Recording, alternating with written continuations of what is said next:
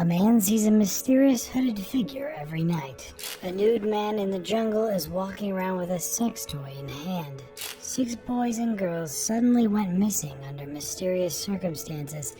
7 creepy cases, 7 horrifying encounters, and no one has any explanation for what they saw. I dug up the most disturbing, unexplained camping incidents caught on camera and why most people will never hear about them. This is 7 creepy, abnormal camping encounters, starting with this friends group. Number 7, Screaming in the Forest. Who went for a camping night in the forest, the kind of party many friends groups dream of having. But none of them could ever return after that night in the jungle. This terrifying video was recovered by a relative of one of the campers. Everything was normal at first, just like any bonfire camping trip. The friends were talking and laughing, but suddenly something happened that none of them expected.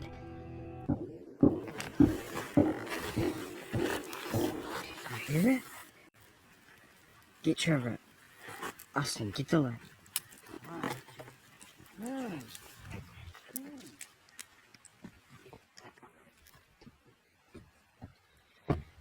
When the campers didn't return, a relative of one of the campers tried to search for them and went to the campsite. And when he arrived, he saw the campsite was ruined and the place was eerily quiet. The place looked abandoned, belongings scattered as if the friends had fled in a hurry. All that the relative found was a camcorder buried under a pile of leaves. When he played the footage, he saw something chilling that froze him in shock. Take a look.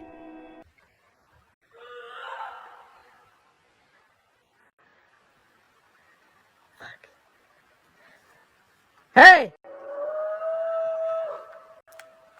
That was not an elk.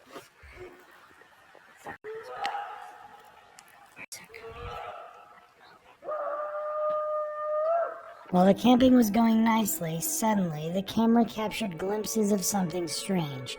You could hear inhuman, unnatural sounds.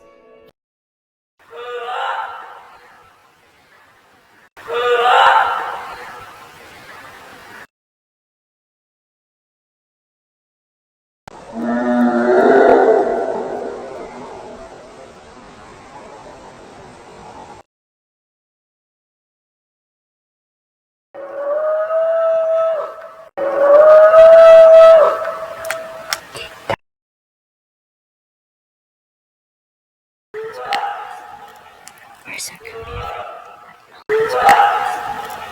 Where's that coming from?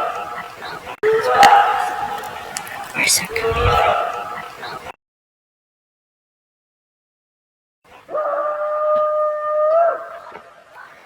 Get my keys. Get my keys. Get my keys. Even the campers in the footage seemed uneasy. Something was clearly not right. The sounds alone revealed that this was monstrous, something unknown. Within moments, the group panicked because they realized that they were not safe. They were surrounded by bizarre creatures or a monster that they had never seen. They tried to grab their keys, pack the food, and escape, but the knocks of the creature were too close. It was already targeting them. Different types of horrifying, unnatural sounds came from all around, making it impossible to know whether there was one creature or many. Though the friends tried to hide, it wasn't enough. They were seen, hunted, and no one knows what happened to them.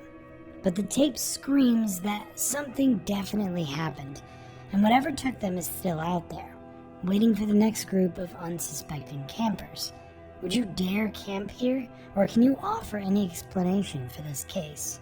Number 6, Night Shadow in the Pines. An explorer used to go for a late night walk, and then he saw this.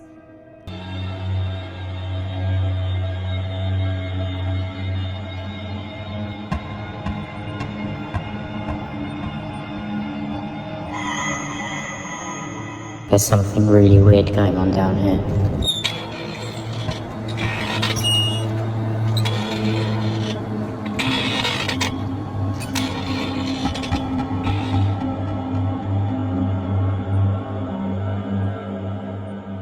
was walking through the Southway's footpath, but recently this place became known for robberies, so the council replaced the dim orange streetlights with bright white LEDs, but darkness still remained beneath the trees.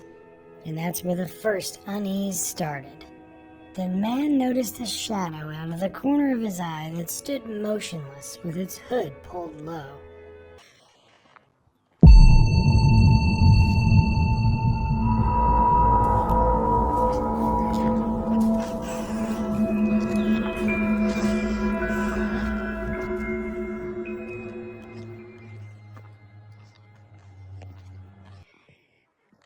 Look, he's just over there, look. What's he doing? There's a guy just stood there with his hood up at the bottom of the footpath. Look, you see him? This is weird. Do you know what I reckon's going on there? He's definitely either dealing or he's expecting a dealer. One of the other. He's just stood there with his hood up, with his face looking at the ground, so no one can see what it looks like.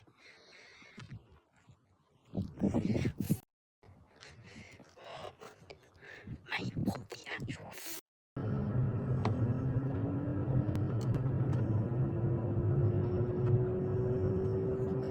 Yeah, he's just stood there, look.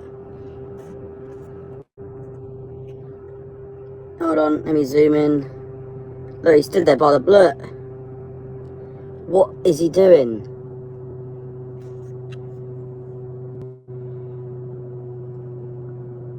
At first, the man kept walking, pretending not to notice, but the presence was too hard to ignore. He came back home that night, but he had a feeling that something was watching. The next night, the explorer went there again, and that hooded figure was there. This time, he wasn't alone, at least not entirely. Shapes seemed to move in the trees and the shadows. One moment the figure was in the hedges, the next across the path. The figure never spoke, never moved closer, just stood there watching, or pretending not to. But this was not the end.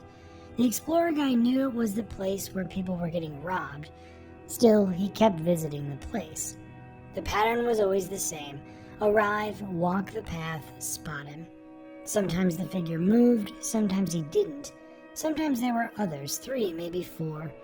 Even once, in the corner of the explorer's eye, a man in a purple jumper stood alone in an open field with his back turned, motionless. It was never clear what they were, or what they wanted, or even why they were there night after night. In the end, the explorer left without answers. What do you think these figures were? Because here's the thing about the Southway's footpath. The lights make it seem and look safer, but once you leave the street and lights fade, it's a whole different world. Number 5, a pair of glowing eyes. Meet Jason, the hiker for our next story who thought it would just be another solo camping trip in the Appalachian Mountains.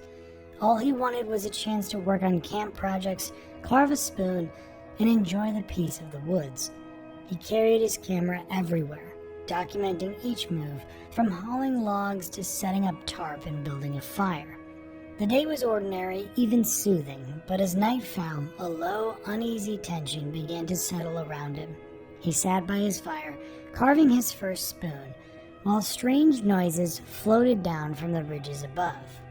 At first it was faint, rustling leaves, odd bird-like calls, but something about them felt wrong. Around 10 o'clock, the feeling almost turned real. Just as he tried to sleep, a sound ripped through the night. 4 deep, weird calls echoed from the ridge behind his camp. Nothing like Jason had ever heard, part ape, part wild pig, and part prehistoric predator. The calls came back to back, followed by 2 more, each vibrating through the trees and sending Jason's heart hammering. He froze, unsure whether to run or stay, but curiosity kept him rooted. Something was moving out there, circling his camp.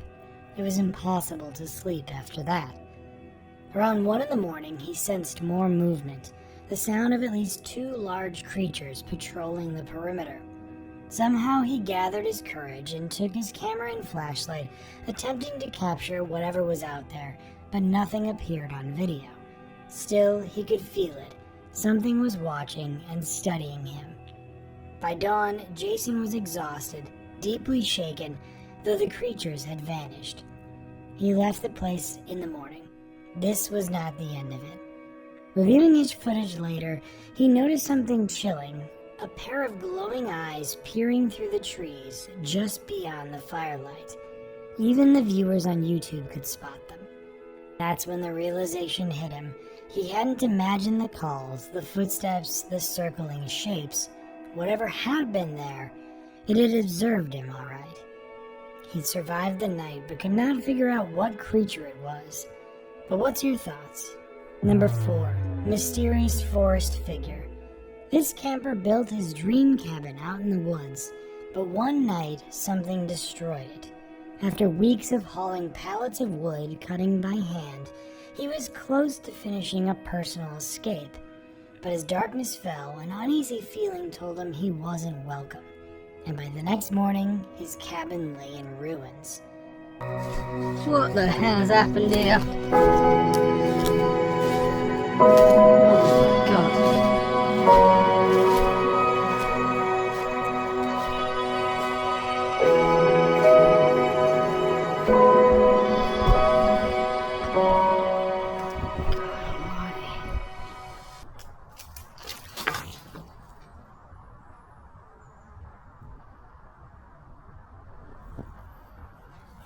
Don't know what is going on here. The frame was toppled, walls smashed, and a carefully measured stove he'd planned to install sat useless on the ground. At first, he assumed it was nothing but a prank of some kids from nearby, but upon reviewing his trail camera footage, it told a far stranger story. In the daylight, a figure appeared, moving silently through the dense forest. It looked like a man in a ghillie suit, almost ghost-like, yet no ordinary person could come like this without being seen by anybody. As a result, his anxiety escalated as he watched through the hundreds of hours of footage. Camera after camera showed ordinary wildlife, deer, birds, rabbits, but then, night after night, the same figure appeared. It was graceful, careful, and almost predatory. It triggered cameras at different points, sometimes in pitch-black darkness, other times in daylight, always untraceable. Every step in the forest became a potential threat, every shadow a warning. Determined not to give in to fear, he returned with cameras, alarms, and trip lines. He camped near the wrecked cabin, the rain beating down, his heart racing, listening to the woods. Then came the splitting sounds, distant knocks, shadows flickering. His nerves stretched thin, but he pressed on, documenting everything. He knew he wasn't imagining it. Something or someone was really out there. But by morning, soaked and exhausted, he could not pinpoint any particular answer of who it was, a creature or any foul play by any man. Then he realized something crucial. The forest wasn't hostile. It was him who was the intruder. The wrecked cabin and elusive figure were warnings, not accidents, and where he'd rebuilt, he understood that survival in these woods demanded respect, caution, and a willingness to face the unknown head-on. But what do you think ruined his cabin in the first place? That remained a mystery. Number 3. The Vanishing Stranger by the Lake. A YouTuber was setting up his camera beside a quiet, remote lake in northern Ontario, ready to film a simple camping tutorial. He wanted to show viewers how to make s'mores using a Swedish stove. The surrounding forest felt safe and fine for camping until he sat to review his footage and noticed something odd in it. Did you see?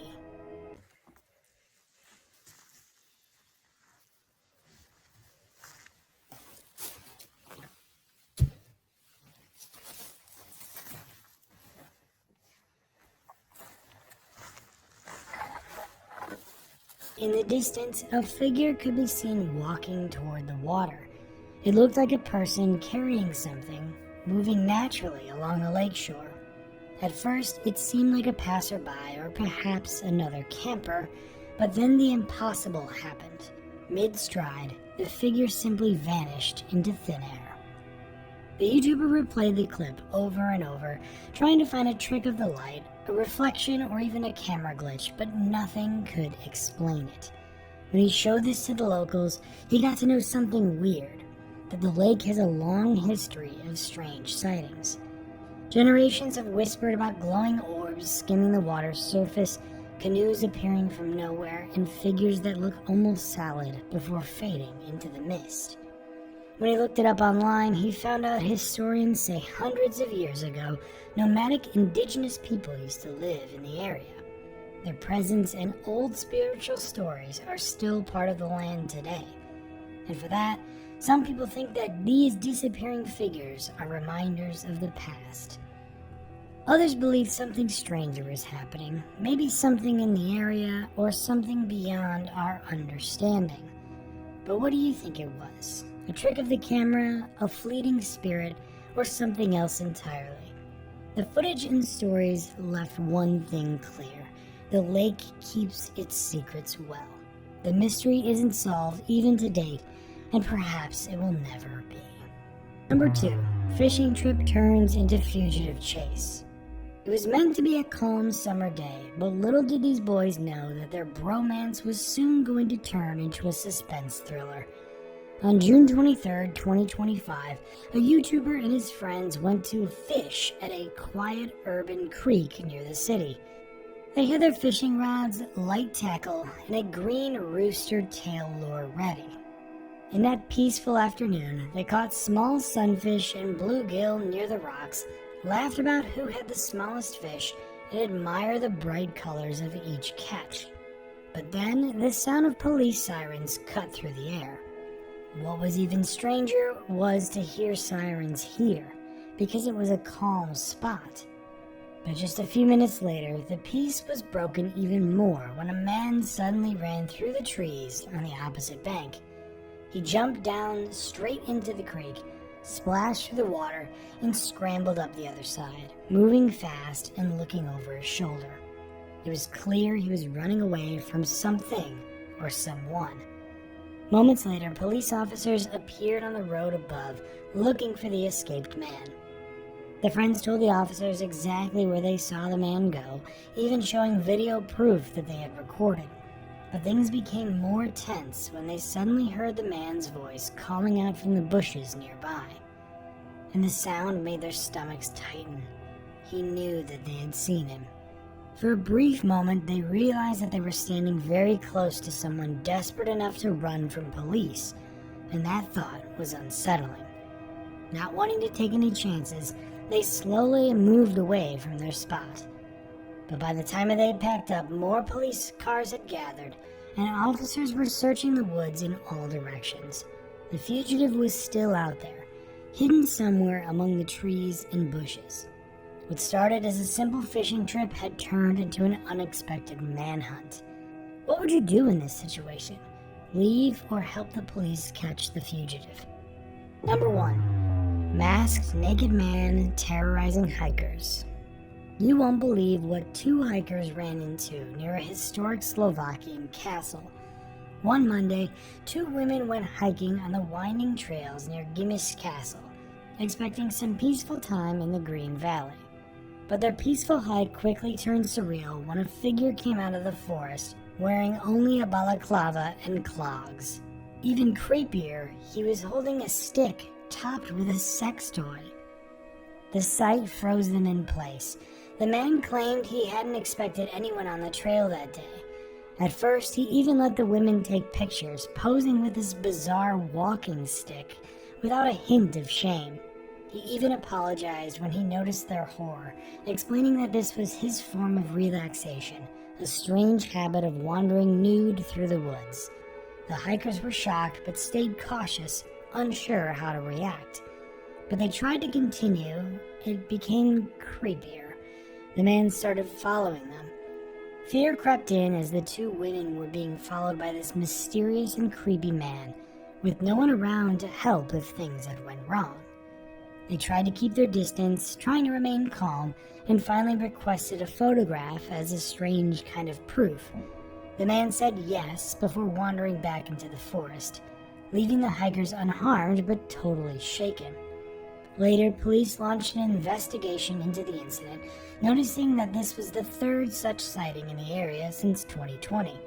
Surprisingly, there have been no reports of aggression or sexual assault, but the repeated appearances of this masked nudist have left hikers wary.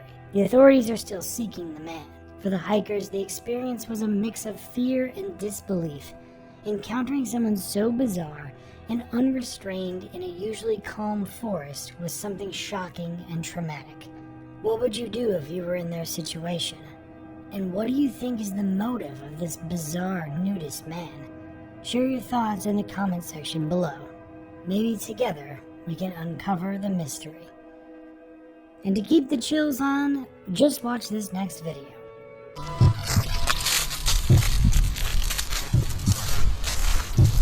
I'm touching your back.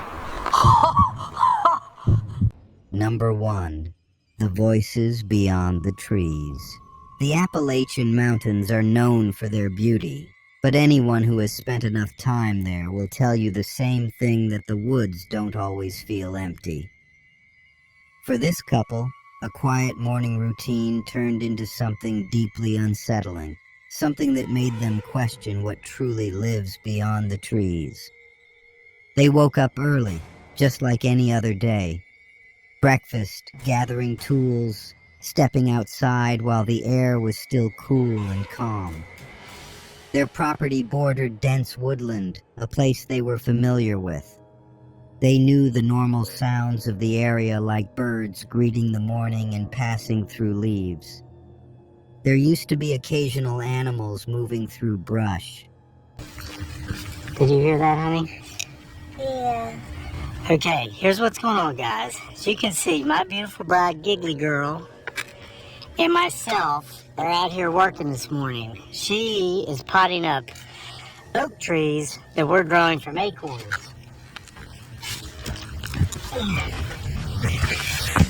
Yes.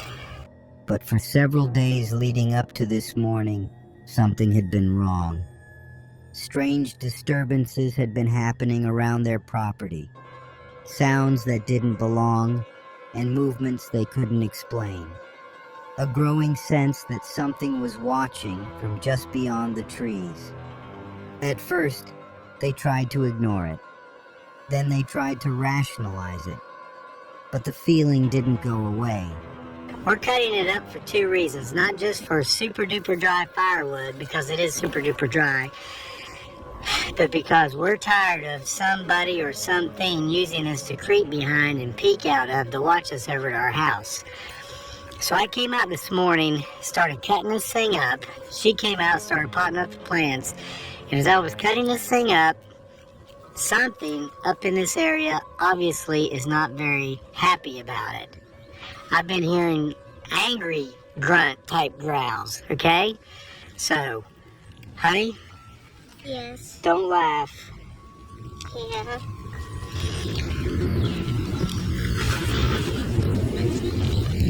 Wow, she's actually listening, okay? So, just listen and look, watch the trees. If you see something, please tell us what and where, okay?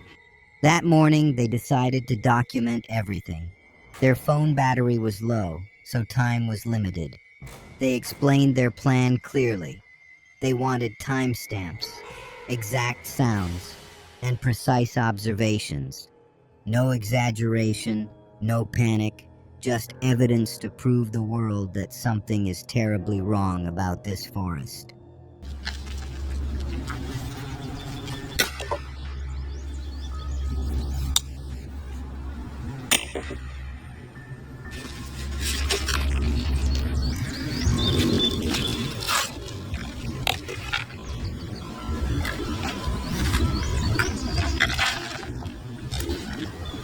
The man began cutting fallen tree bark near the edge of the woods.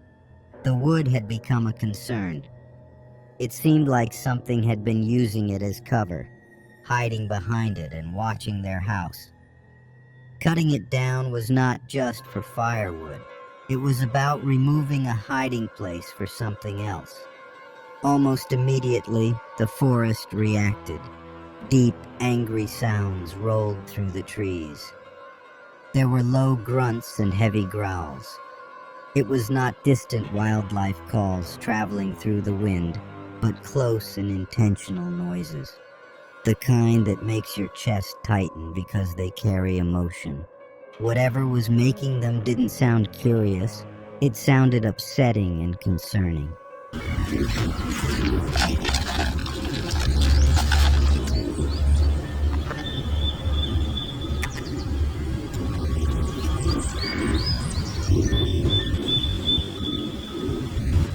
Did you hear like that? screaming at me, yeah.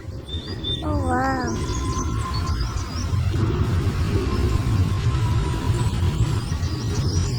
As soon as I start this, nah? Yeah.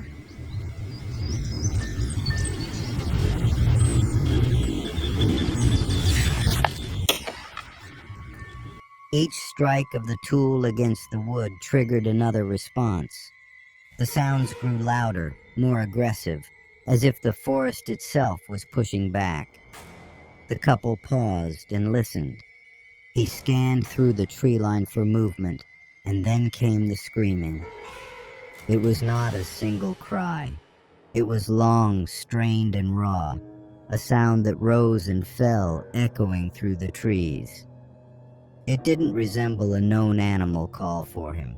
It didn't feel random. For him, it felt directed, like a warning or more like a threat. The moment the cutting resumed, the sound grew louder and louder, and fear started to set in quickly. Whatever it was, it had gone further out. When I started, before I ran in to get the camera, it was much closer, but I could still hear it, but it was much further out. I don't know if it's because of the camera, if it saw me get the camera or what, but I heard it over here after the first series of my knocks on that wood. So I'm going to go in and review this with my earphones on. Put your earphones on, you can hear better. And as you can see, I didn't scream into the camera. I'm not doing that. This is totally serious here this morning. I don't even have my hillbilly teeth. The man backed away from the woods and retreated towards her wife. His heart was racing. From the safety of indoors, he replayed the footage with headphones on, listening closely. The sounds were unmistakable. They weren't wind or rustling. They weren't echoes, or they weren't audio glitches. Those sounds had structure, timing, and reaction. Something responded to his actions in real time. One detail stood out more than anything else.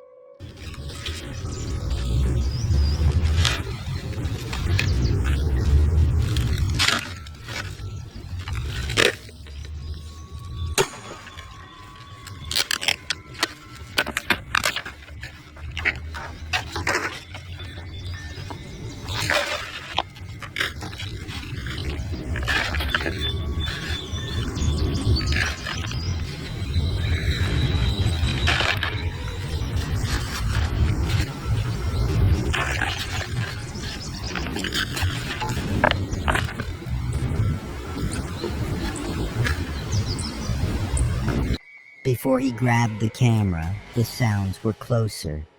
After the camera appeared, they moved farther into the woods. And the shift was not gradual. It was immediate, as if whatever was out there noticed it was being recorded. That detail changed the entire situation.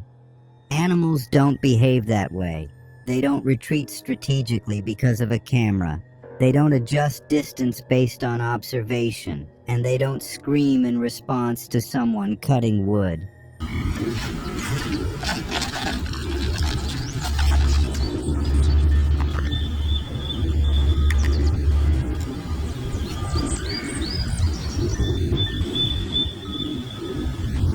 Did you hear Like that? screaming at me, yeah. Oh, wow.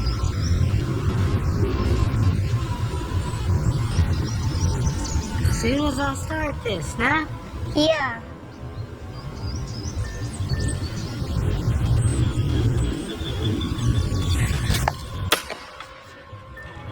The Appalachian region is filled with stories like this.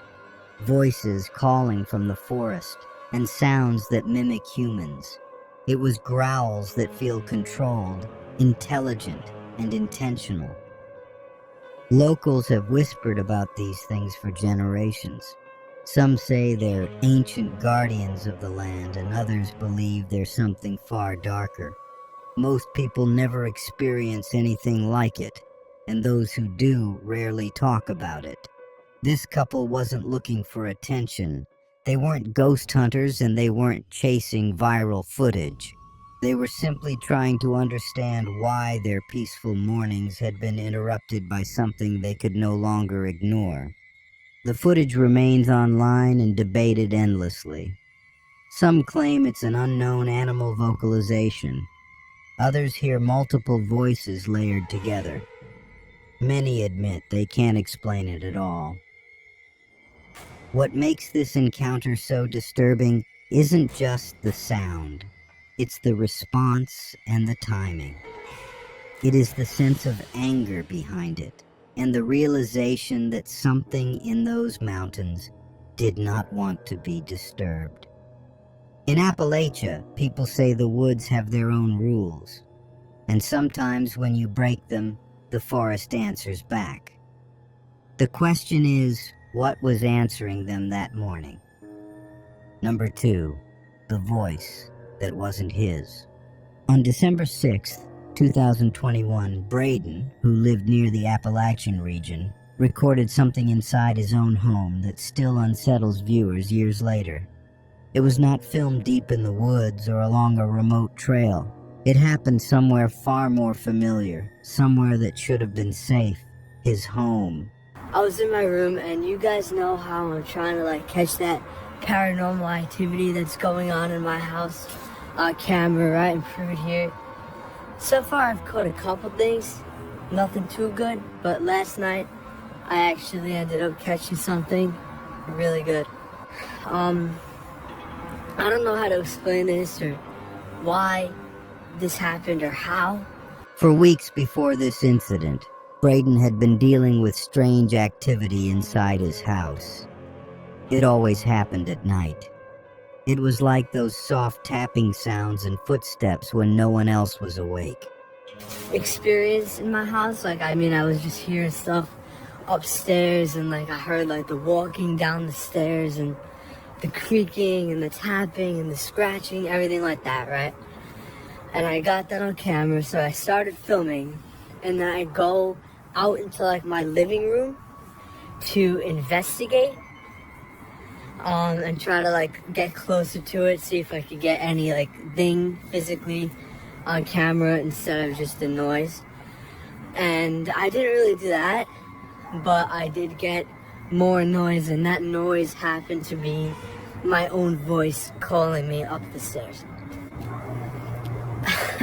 I don't know what the hell that is or how that's even possible, but it was probably one of the most crazy, scariest things I've seen in my life. There were scratching noises coming from upstairs.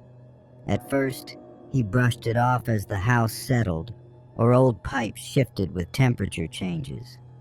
But the sounds kept returning, and they were getting louder. Eventually, he decided to document it. Okay, hold on. Jesus. Okay, hold on. Why is the tree on that? Whatever that is coming from up here.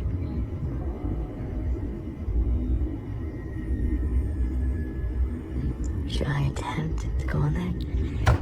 Fuck. Because that was coming, all that thumping, it was coming from right in there, in that room. Alright. Come up here for a sec, man. What the fuck?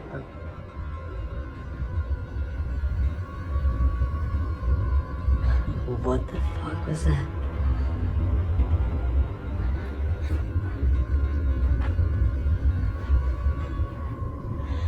You guys, did I just hear that right? Yeah, I'm hearing it now.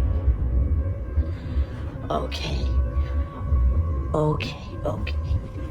That I'm not fucking with. That I'm not fucking with. That night, he was alone and awake when the familiar noises began again. The same creaks and the same slow footsteps on the stairs.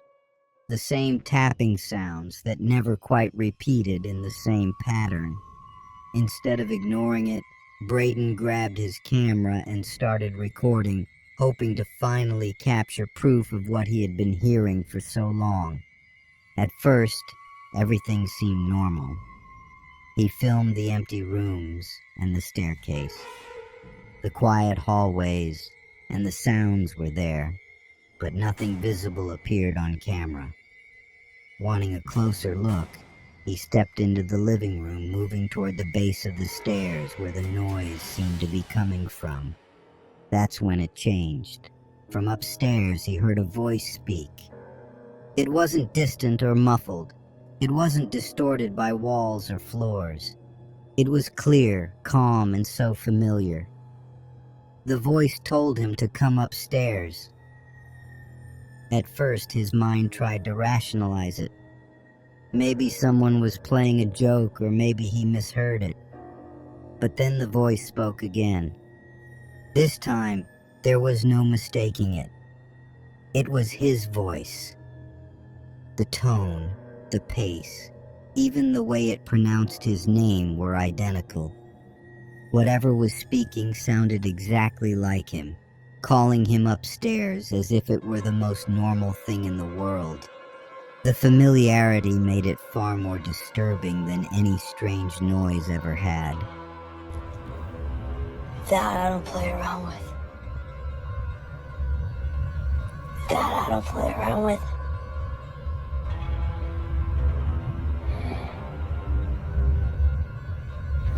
I don't know.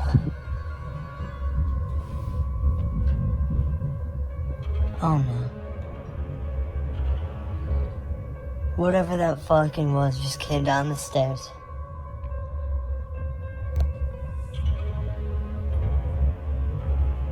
Yo, I don't like this, bro. This door's just about to open. Guys, am I like crazy? Or was there not a voice upstairs in my voice?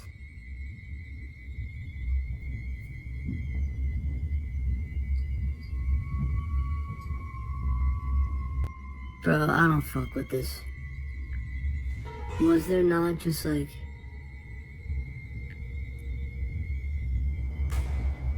a voice upstairs with my voice telling me to come up? What the hell is in my house, bro? That's some like sinister shit that you see in the movies. I literally heard my voice. Hold on, let me watch the video. Guys, that was definitely my voice. I mean, I just watched the video back and like, it literally said like, come up here in my voice.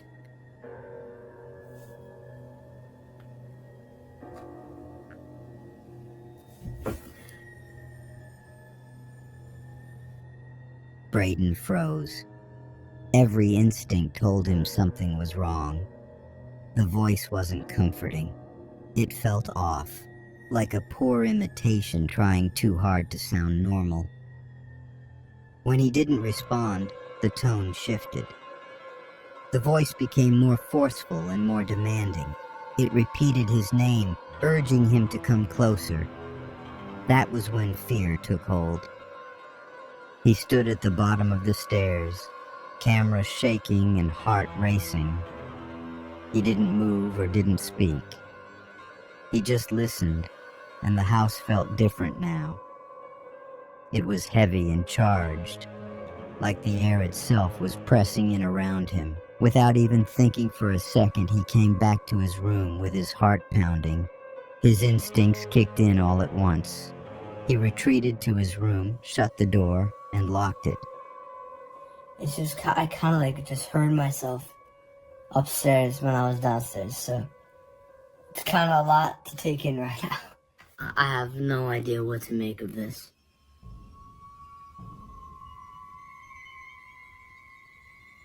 Guys, if you could think of anything, please comment down below. I am so happy I got that shit on film, bro. There's no way I got that on camera. That is insane. I finally have some, like, kind of proof about all the crap that goes on in my house. I never had this before, but it's mainly just what you guys heard in the beginning of the video, like the dumps and shit, but tonight it was real violent. It's never usually that bad. But, I mean, that's that. I don't really know what to say. I mean, I heard the thing run down the stairs, and now I'm just back in my room kind of taking shelter, hoping my door doesn't get kicked in by the devil or some shit. Then came the footsteps. They weren't slow creaks like before. They were fast, heavy, and loud. Whatever was upstairs started coming down the stairs at speed, each step hitting hard, closing the distance between them. It sounded like someone running straight toward him. Braden backed away. Inside, he tried to steady his breathing as the house fell quiet again. No more footsteps, no more voices, and just silence. Still shaking, he replayed the footage. The voice was there. It was clear and undeniable. It was speaking in his exact voice, telling him to come upstairs. There was no background noise that could explain it. No overlapping sounds or no distortion. It was captured cleanly on camera. That realization made it worse. If something could mimic his voice so perfectly, what else could it do? Why did it want him upstairs, and why did it get angry when he didn't respond? Braden didn't sleep that night. He stayed in his room listening for any sign of movement, waiting for the door handle to turn or the footsteps to return. Nothing else happened, but the fear didn't fade. The video spread quickly online. Viewers debated explanations. Some suggested audio pareidolia or echoes, while others pointed out that mimicry is a recurring theme in Appalachian folklore. Stories of entities that copy voices to lure people closer, and these stories passed down quietly, often dismissed, but eerily consistent. What makes this encounter so disturbing isn't just the voice, it's where it happened. Inside his home, and the fact that whatever spoke to him didn't sound like a stranger. It sounded like him. To this day, Braden has never explained what caused the voice, and no one has been able to prove it was fake. Number 3. Moon Rock and the Child Who Wouldn't Leave. The Paranormal Discovery team had returned to the forests of Nova Scotia more than once. This wasn't a spontaneous trip or a one-off investigation. It was a place they had already explored twice before, each time feeling that there was something deeper still hiding beyond where they had turned back. The forest was steeped in indigenous history and local legends, the kind of place where stories didn't feel invented. It is only unfinished. We told you guys we're gonna go deeper, trying to figure out if there's a Wendigo here, spirits. You came in contact with a boy. We're off to the races again to go even further.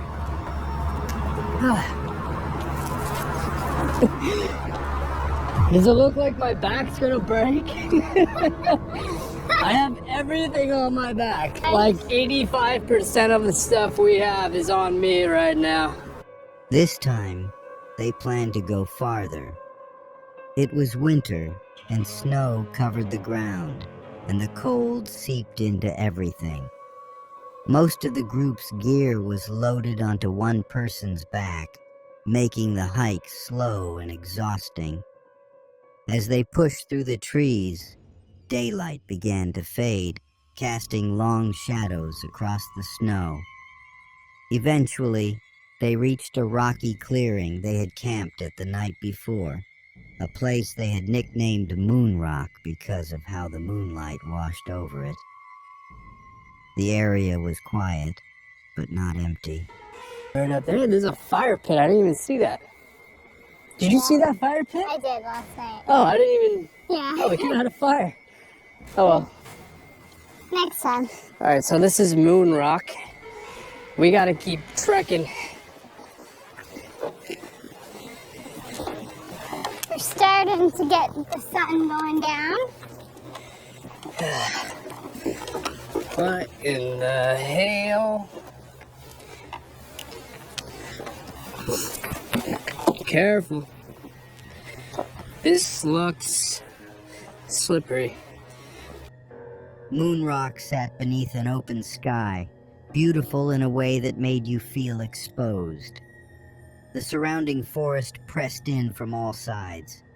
The group noted a fire pit nearby that they hadn't even noticed during their previous visit, an unsettling reminder of how easily things could be missed in the dark.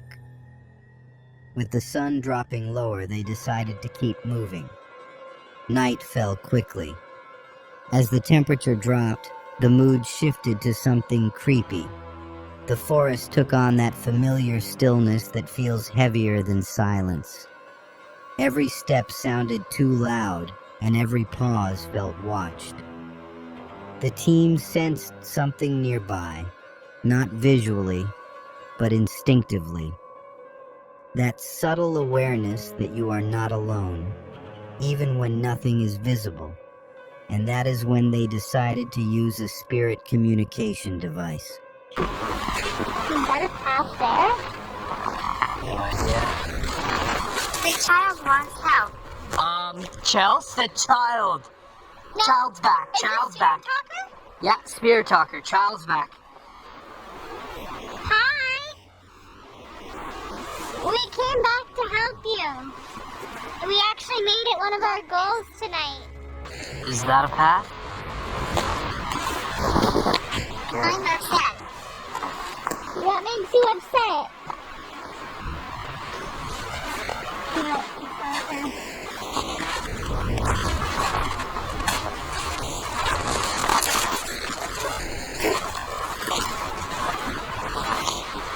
Do you need help finding your family?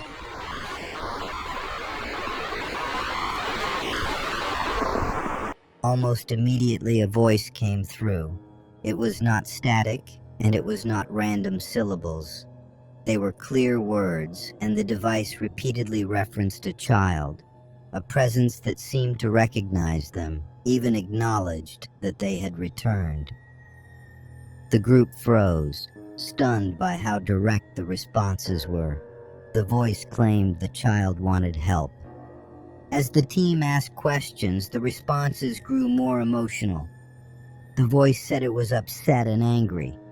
The tone felt heavy and burdened. Then came something that crossed a line from unsettling into deeply disturbing. The voice claimed it was touching someone's back, not metaphorically or vaguely.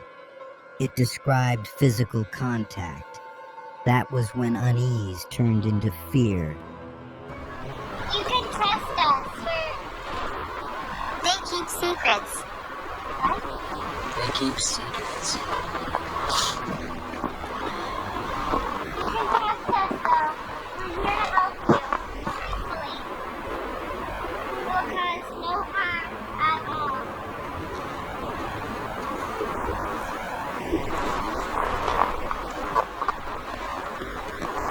I'm touching your back.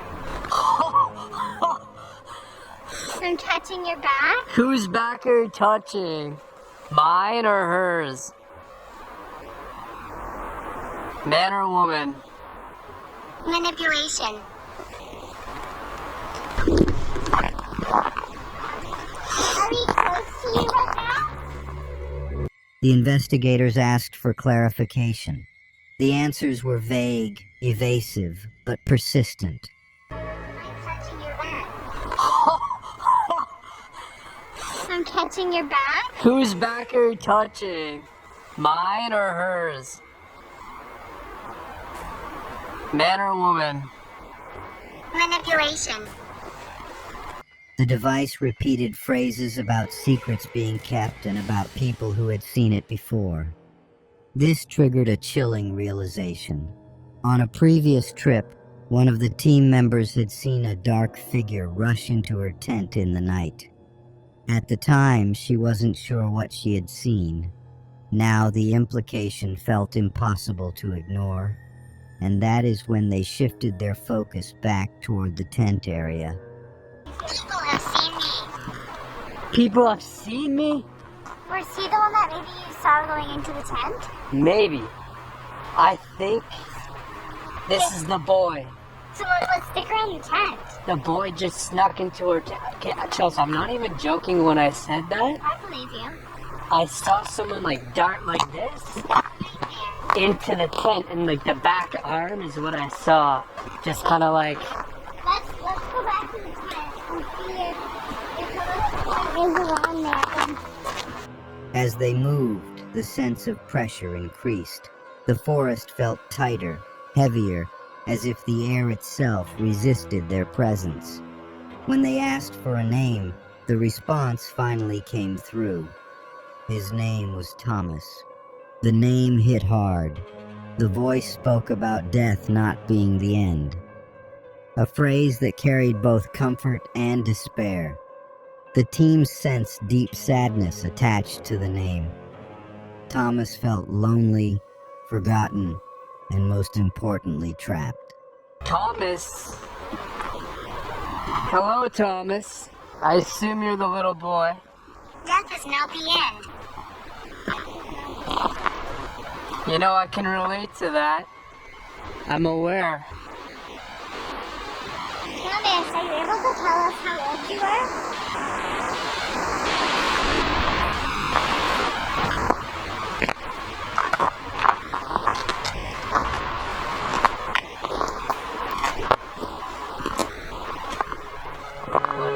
Did you used to live on this land? Did you have a house here?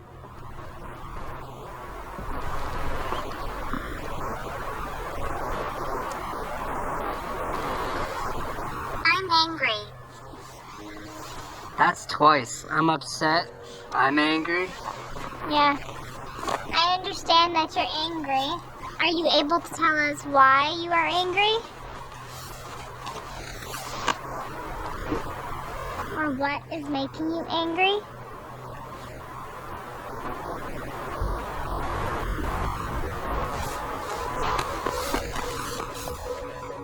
The forest, once quiet, now felt alive in her mind. And whatever stood beyond her firelight that night wasn't finished. Some things don't chase you. They just make sure you know they're there. Drop your theories, your thoughts, and even your own stories in the comments. And if you love exploring the strange and unexplained, check out the other compilations waiting for you. Encounters, disappearances, trail cam mysteries, all of it is lined up and ready. Don't forget to like, subscribe, and comment below if you've ever witnessed anything you still can't explain. Come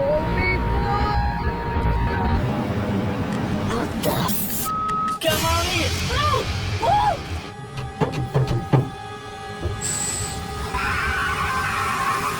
Story 1. The Palm Springs parking lot stalker, Ian's stealth camping gone wrong. It was just another night for Ian, a seasoned stealth camper who had weathered everything from sandstorms to rain. So, staying overnight in a McDonald's parking lot in Palm Springs didn't exactly sound like a challenge. But that night would shake him in ways no storm ever had. After setting up in the back of his car, Ian was moments away from falling asleep when he heard something. Someone trying the car door handle. Not once, but over and over. He sat up, eyes wide, heart racing, only to see a man standing silently outside the passenger door. No talking, no gestures, just stillness. Ian called out multiple times, asking what was going on, hoping the man would speak or leave, but the stranger said nothing. He just stood there.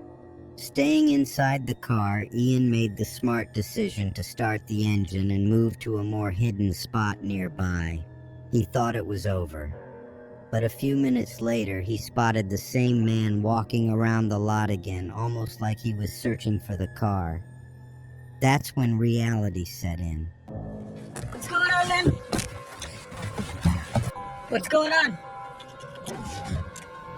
What's up? What's up, man? What's going on? What are you doing? This wasn't just some random passerby. Whether the man was high, disturbed, or had far worse intentions, the danger felt too real. Hey, bro. What's up?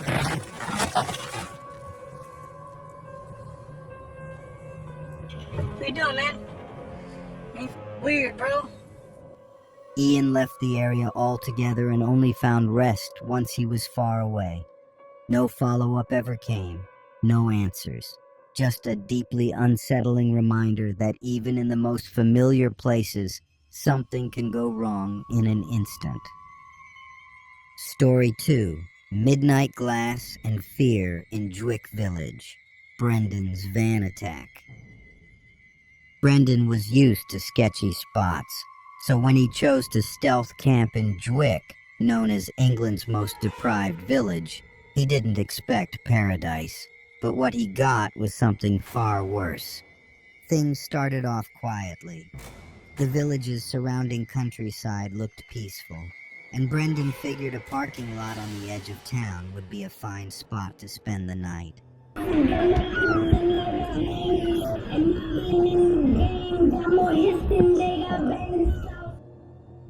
As the sun dipped, some warning signs popped up.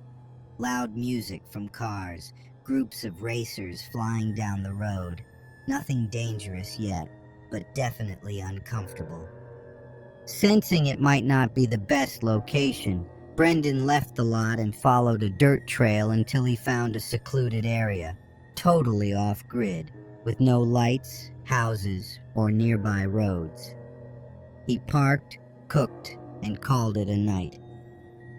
Around 2:30 a.m., sleep shattered with the sound of movement outside the van.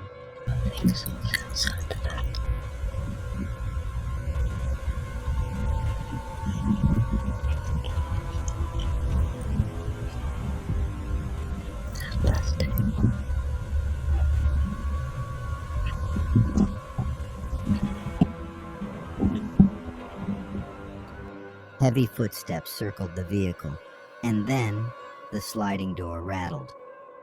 Before he could fully process what was happening, the passenger window exploded, glass everywhere. A figure took off into the night just as Brendan shouted, "Hey!"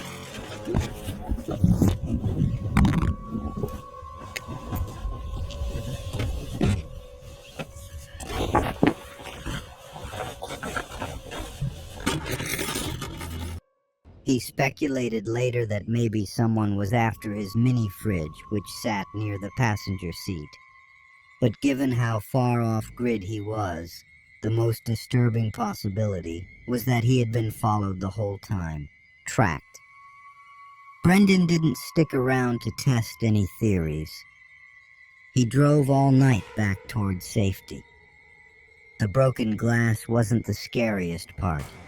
It was the idea that someone found him out in what he thought was the middle of nowhere. Story 3. Flashlights in the Forest. Daniel's Close Call in Austria. In the quiet woodlands near Austria, Daniel Mark Brown thought he'd found the perfect stealth camping spot.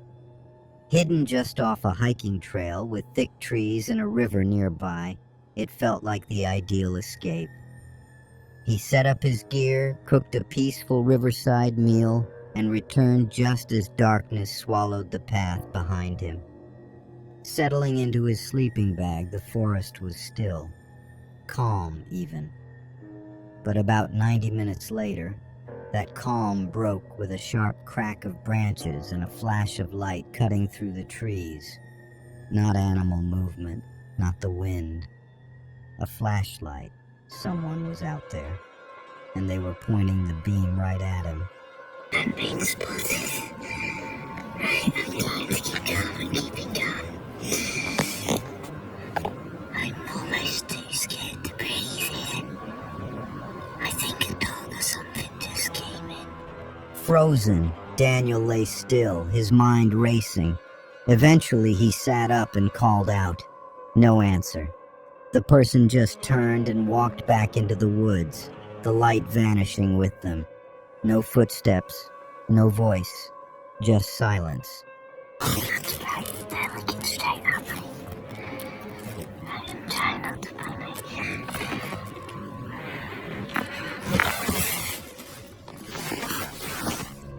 Daniel didn't wait around to see if the stranger would return.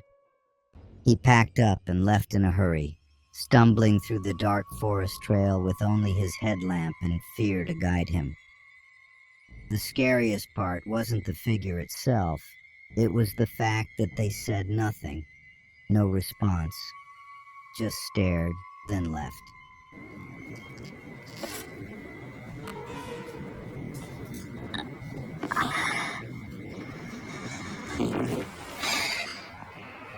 They haven't seen a single light now for maybe 5-10 minutes. I don't even know.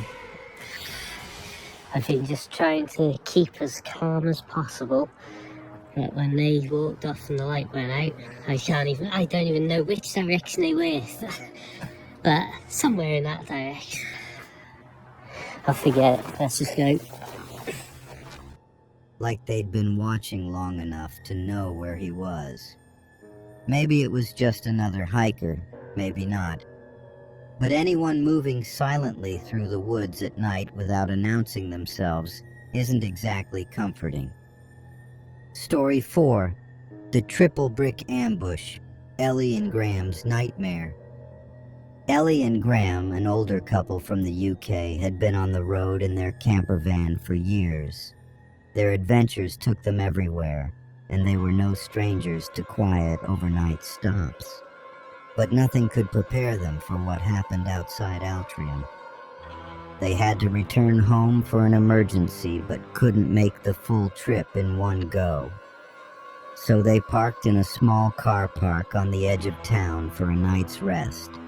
It was already dark, no time to be picky. Around 1 a.m., they were jolted awake by loud music from a nearby car. The noise stopped quickly, and they assumed that was that. But just as they drifted off again, a thunderous bang shook the van. They rushed outside, thinking maybe a tree had fallen or something had struck them by accident. But what they saw made their stomachs drop. Just can't believe it. We've just been woken up with a loud bang, and you dropped something on the floor there. What was that glass? 2 bricks. And someone's just smashed Merlin's windows while listening. So no, we don't recommend this as a place to stop. They smashed the windscreen, but Graham's hoping he can drive with that. But here's us in the middle of nowhere. A broken window and a cracked windscreen. Not 200 miles from home. 3 bricks. One shattered the passenger window. Another cracked the windshield. A third had dented the van's side. Total silence followed. No one around. No attempt to rob them. No shouting. Just nothing. Later, another camper nearby mentioned hearing a car speed off around the same time. Ellie and Graham figured it had to be at least 3 people throwing bricks at once. One synchronized hit. Whether it was a cruel prank, an attempted break-in gone wrong, or something else entirely, they never found out. They didn't sleep the rest of the night, and for a long time after that, they stopped stealth camping altogether. That kind of fear doesn't fade quickly, especially when there's no explanation for the attack. Story 5. The Cemetery Encounter, the Abandoned Camper. Stealth camping in a cemetery isn't for the faint of heart, but for the YouTuber known as the Abandoned Camper, the thrill of hidden spots outweighed the fear, until one night in a forgotten 1800s graveyard. The evening began calmly. She found a hidden clearing surrounded by thick trees, set up camp, and wandered through the crumbling gravestones. That's when it started. Faint sounds of children screaming somewhere nearby. At first, she assumed it was her imagination. No one should be out there. Then she saw them.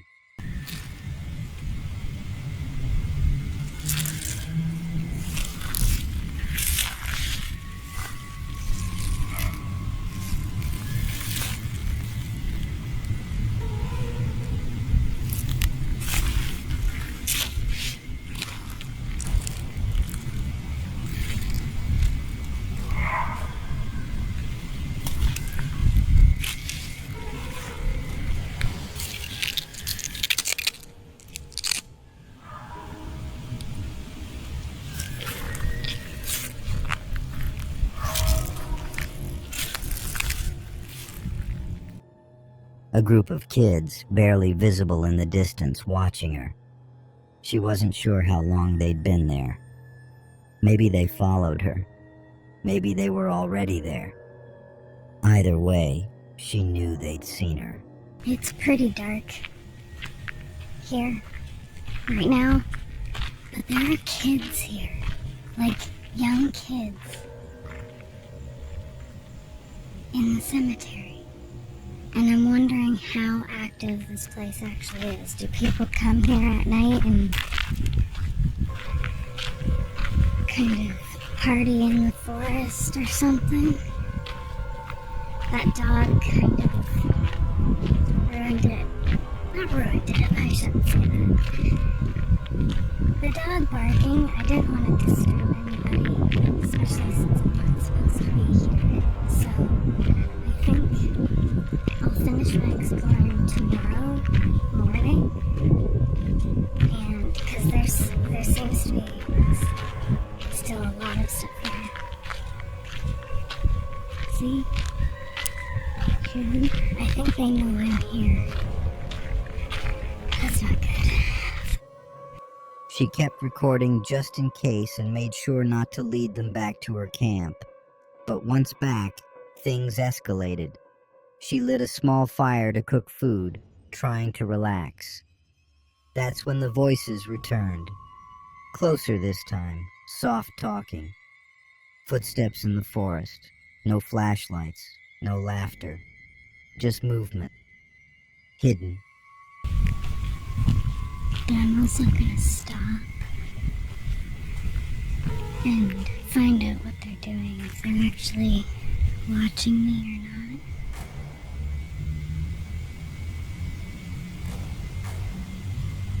Well, I can see them. I just don't want them to see where I'm going.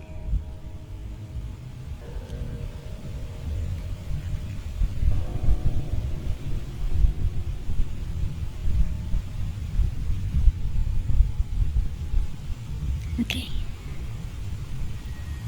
I think they're gone. It didn't feel like a joke anymore. Whether the kids were messing with her or something more serious was going on, she didn't wait to find out. She packed up and left quickly, staying silent, careful not to make noise in the underbrush. Nothing physical happened, but the creeping fear, the sense of being watched, and the sounds in the dark made this night one of the most chilling in her entire journey. Story 6. The Silent Figure in Konkul's Hollow. At first glance, it was just a scenic photo from a hike through Konkul's Hollow. A man in a red flannel shirt walks near a rocky opening, sunlight casting long shadows across the ground. Nothing unusual, that is, until 3 years later. While revisiting old photos, the person who took it noticed something strange. In the shadows, behind the man, was a pale figure. Its outline was unmistakably human-like, but something was off. The figure was almost translucent, dressed in what appeared to be striped fabric, and positioned eerily still, like it was watching. It hadn't been noticed at the time. No one saw anything during the hike, and yet there it was. No motion blur, no lighting trick, just standing there. Some who've seen the photo online believe it's a ghost. Others swear it resembles an old-style clown costume, especially with the vertical striped fabric. The hollow itself doesn't have any well-known haunted history, but after the photo resurfaced, many began digging into local lore. Was it someone hiding in the woods? Could a stranger have stood just feet away, unnoticed, waiting? Or was it something else entirely? Something tied to the land that only showed up when it wanted to? There's no official explanation, no clear face, no follow-up. Just one photo that turned an ordinary hike into something far more unsettling. Story 7. The Masked Man Behind the Tree. A woman walking home from work at night decided to take a short break on a park bench. Just a 2-minute rest. That's all it was meant to be. As she looked around, something caught her eye. A faint outline behind a tree, barely lit by the nearest street lamp. A man, wearing a mask, standing still, no movement, no sound, just watching. The moment her brain registered what she was seeing, her body froze.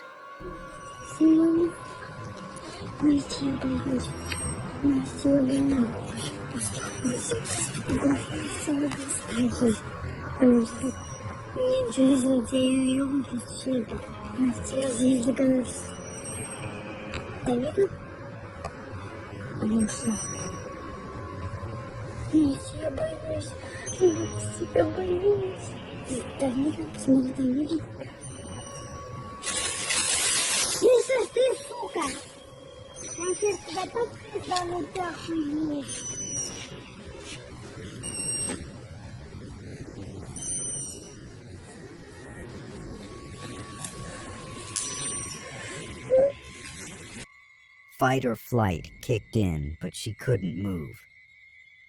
The camera in her hand shook slightly as she finally gathered the strength to stand.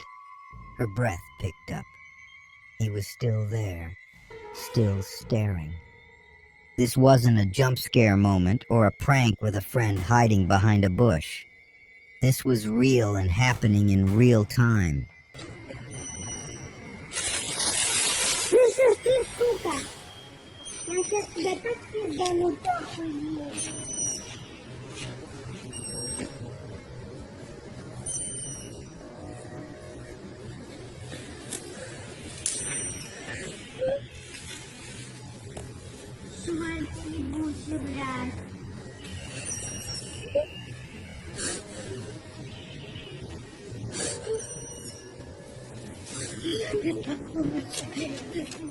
She didn't wait to see what he wanted or whether he would follow. She ran. And that's where the video ends. No confrontation, no words exchanged. Just the unsettling question of what that man was doing, hiding silently behind a tree at night, watching strangers from the shadows. Some think it was a cruel prank. Others aren't so sure. The stillness, the silence, the timing, it didn't feel random. And it makes you wonder, how many times has someone been standing in the dark, just out of sight, and gone completely unnoticed? Story 8. The blood-curdling scream by the cemetery.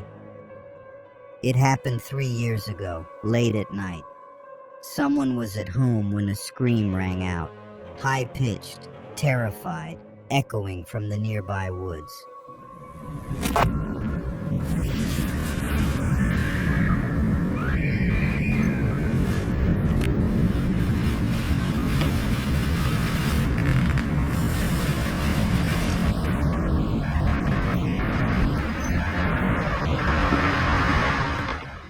It was the kind of sound that instantly tightens your chest. A woman's scream, or so it seemed. The property sat close to a steep drop leading to the highway, and directly across from it, a cemetery. Not exactly a comforting setting.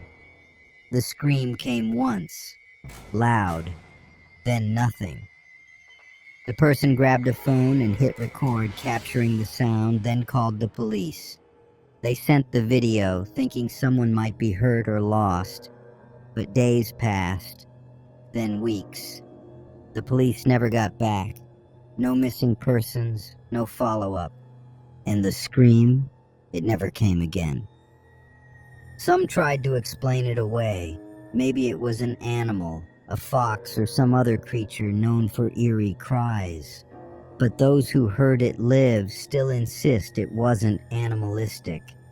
It had desperation in it, fear, and that sharp human tone that doesn't fade easily from memory.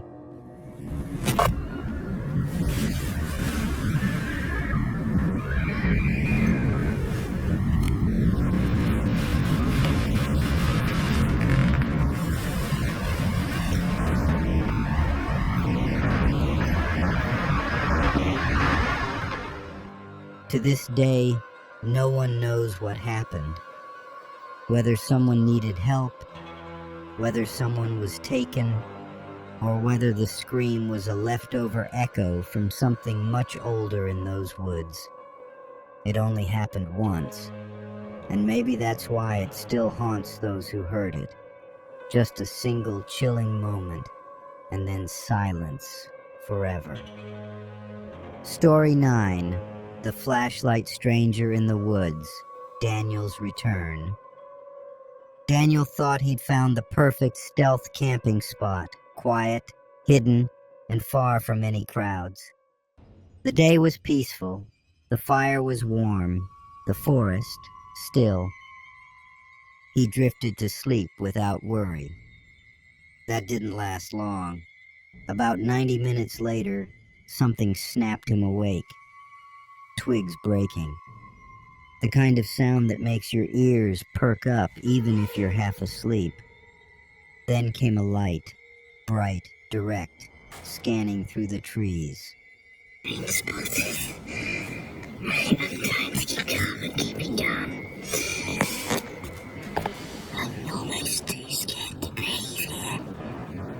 I think a dog or something just came in. Someone was there, and they were looking right at him. He lay frozen, unsure whether to move or stay still. The light didn't flicker or pass by. It hovered, locked onto his location. Daniel finally mustered up the courage to call out. No response. The light turned, and whoever held it disappeared into the woods. Just like that. No words, no footsteps. Gone.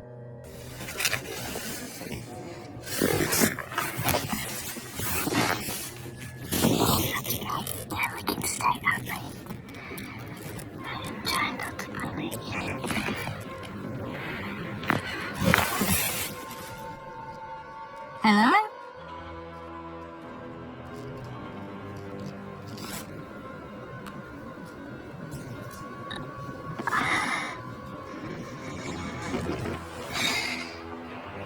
They haven't been about. I haven't seen a single light now for maybe 5-10 minutes. I don't even know. I've been just trying to keep as calm as possible. But when they walked off and the light went out, I don't even know which direction they were. But somewhere in that direction. Was it just another camper? Unlikely. No one else had passed him on the trail. no signs of others nearby, and whoever it was made sure not to answer, not to engage.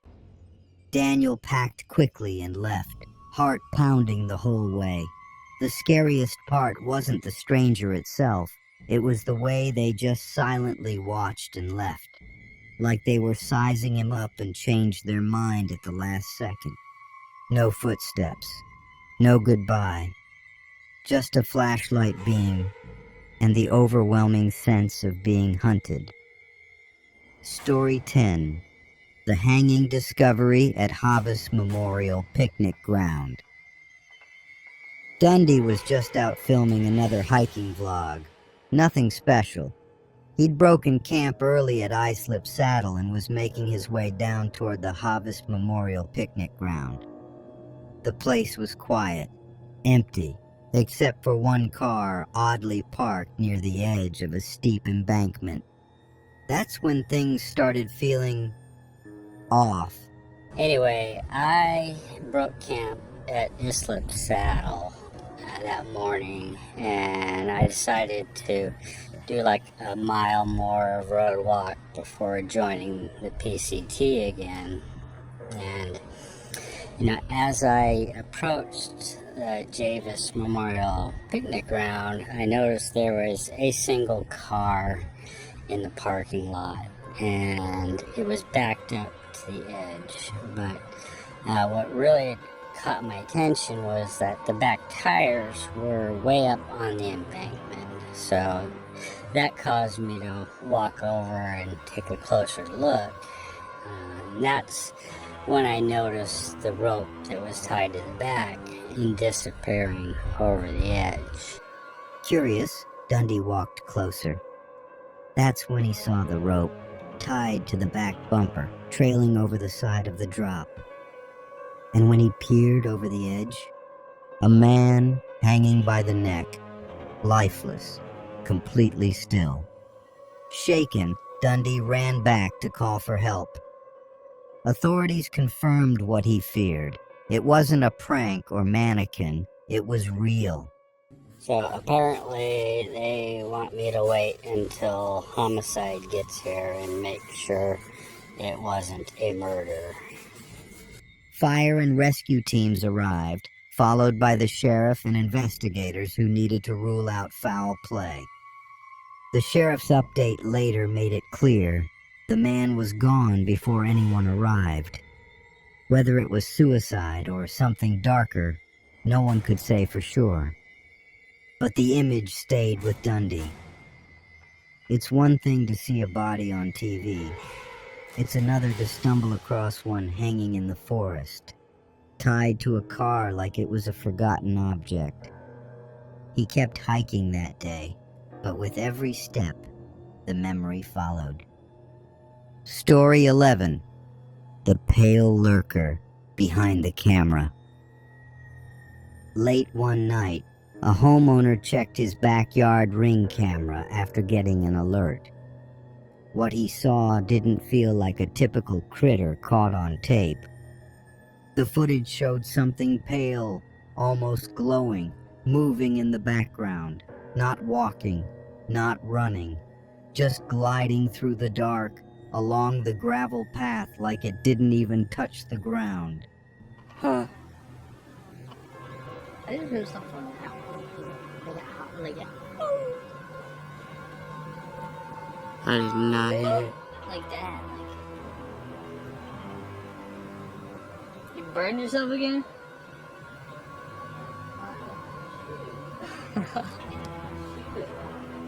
Damn it, Tony. I hear talking in the distance. 100% just heard talking in the distance. There wasn't any blur, no obvious sign of video glitching. Just the shape, tall, lanky, and completely silent. He tried to convince himself it was a camera malfunction. Maybe a bug close to the lens. Maybe even a reflection. But the longer he stared, the less likely those explanations seemed. Oh, Tony's right there. He's getting the fuck out of me.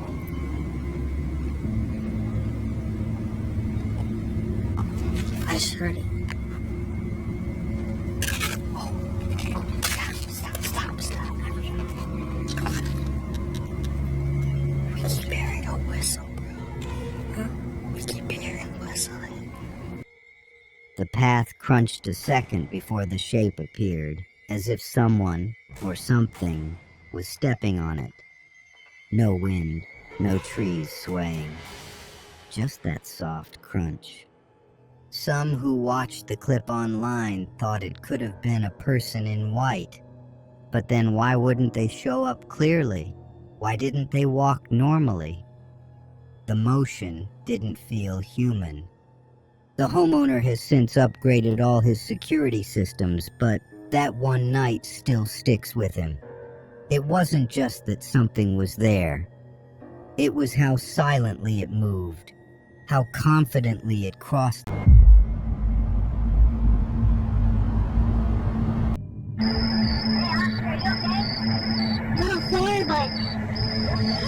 Every year, countless moments are caught on camera that were never meant to be witnessed. Encounters so tense, so unpredictable, that even watching them from behind a screen sends a chill up your spine. They're real events, recorded by people who were simply in the wrong place at the wrong time. Today, we're diving into some of the most unsettling footage ever captured. Moments that remind us how fast a normal day can turn into a nightmare. 1. In the first clip, a truck's dash cam captures something that feels ripped straight from a tense thriller. A real ambush unfolding on a quiet stretch of highway. A group of people believed to be illegal immigrants had dragged tree branches across the road to force vehicles to stop. Reports suggest they were furious after authorities tore down their makeshift camp, and this was their way of lashing out. The moment the truck slows down, the group suddenly rushes over the guardrail, unleashing a barrage of sticks, rocks, even chunks of concrete, straight at the windshield. The driver somehow powers through the blockade, but not before being hit and left shaken. Honestly, I can't think of being trapped in that moment. How do you think you'd react?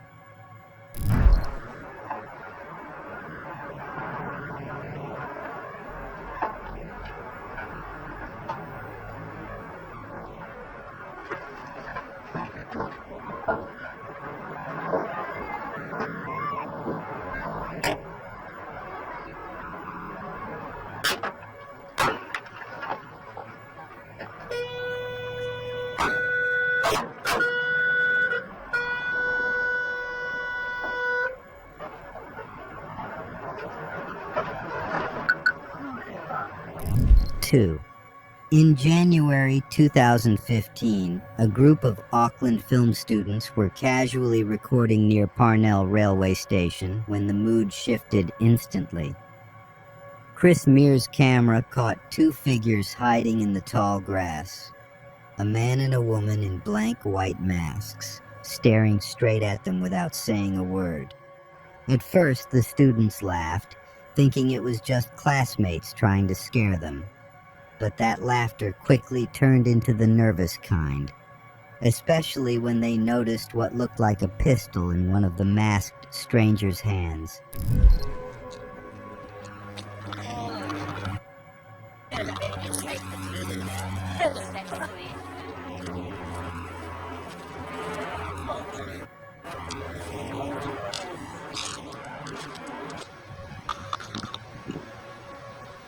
The moment the couple stepped closer, the group ran for the main road. A police helicopter soon swept toward the area, meaning someone else had already reported them. And disturbingly, this wasn't the pair's first incident. Earlier that week, they'd terrorized a woman at Auckland's Domain Park before vanishing.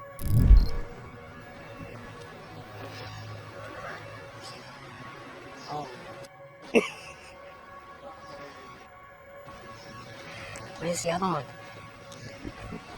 Where's the other one?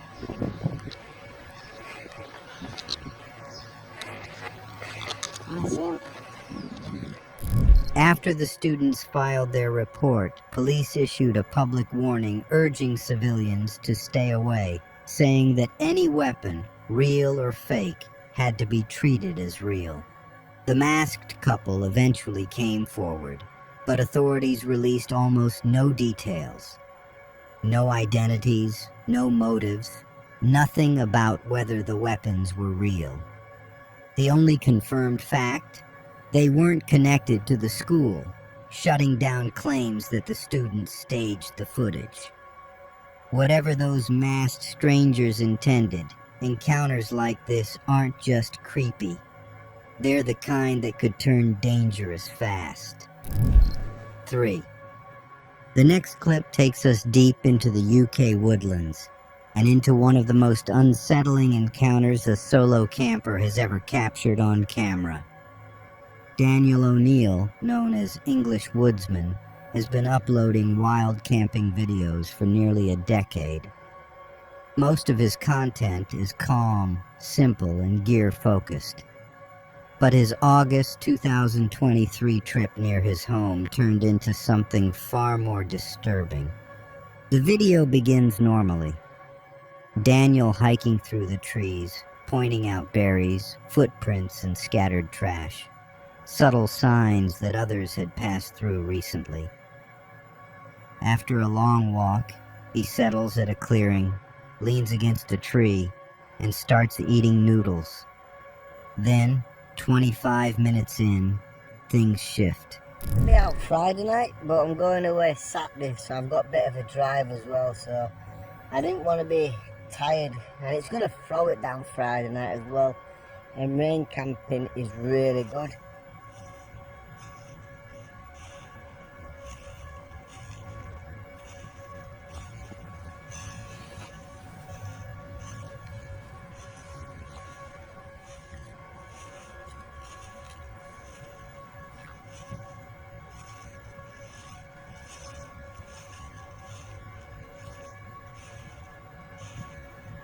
That a badger?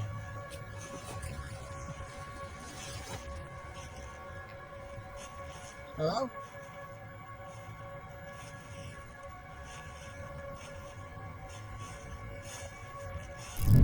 Behind him, clear, human-like footsteps crunch through the forest floor. The moment Daniel turns and calls out, the sound stops instantly. No figure, no movement, nothing. He tries to shake it off, sipping coffee and finishing his meal, until the footsteps return, closer, more deliberate, more impossible to ignore. Daniel calls out again, but the woods fall dead silent.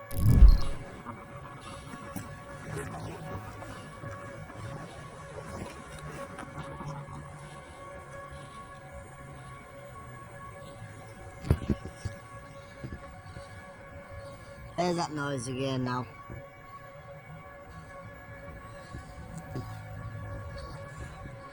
Hello?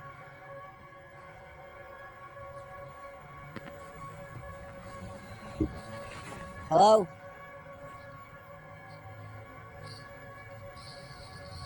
You got a bit of that.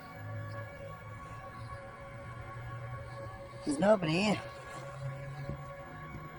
Even more unsettling, he's camped in wet grass, meaning those crisp, dry footsteps don't match the environment at all.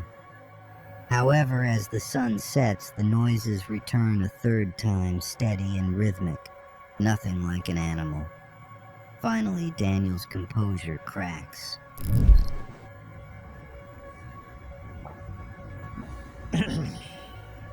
I'm gonna be honest. I can't stay here now. I want to be a wimp. I don't care if people call me a wimp in the comments, but I can't stay here. I'm too unsettled. I'm nervous.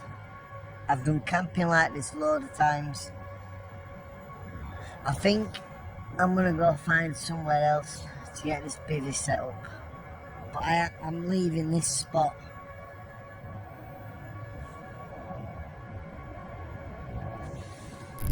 And honestly, That was the smartest decision he could have made.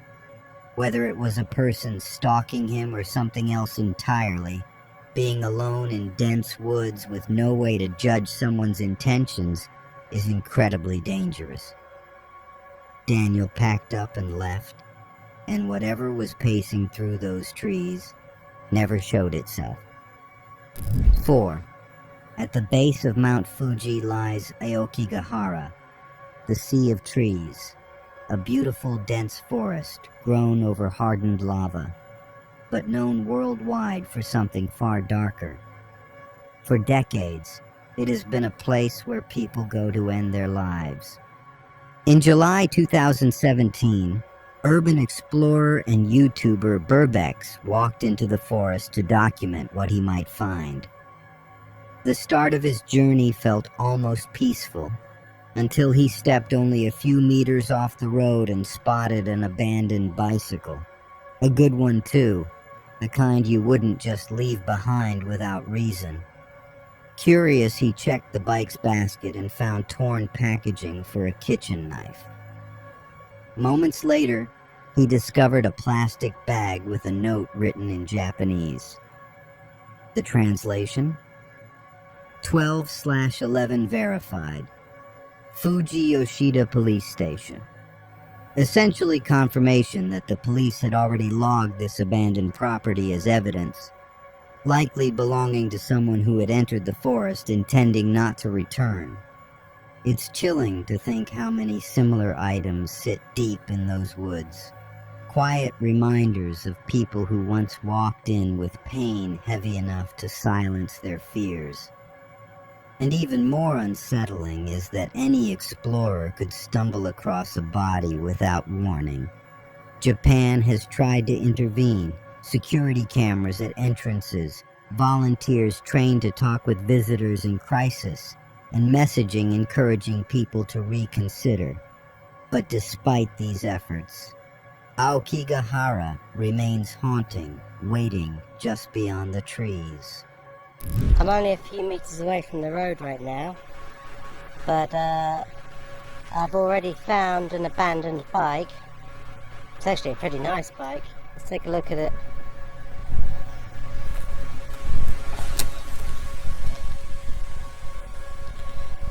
I don't think it's been here a long time. What do we got in here? And it's a packet for a knife. I think I've just found some kind of note in a bag. It says 12/11. I can't quite make out. I think this is somebody's name just here.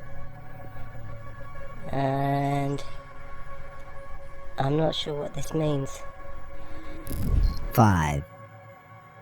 In the next clip, a truck is dangerously close to hitting a car, missing it by mere seconds. The heart-stopping moment felt like it was straight out of a movie. How would you react if you saw that truck coming right at you?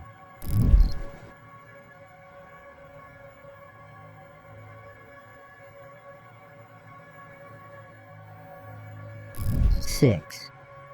In early 2023, a man named David Meredith was on his usual evening walk in Red Deer, Canada, when he spotted a massive bull moose grazing nearby. Curious, he stepped behind a tree for a closer look. And that's when the moose suddenly turned around and charged straight at him. He just ran me up a tree.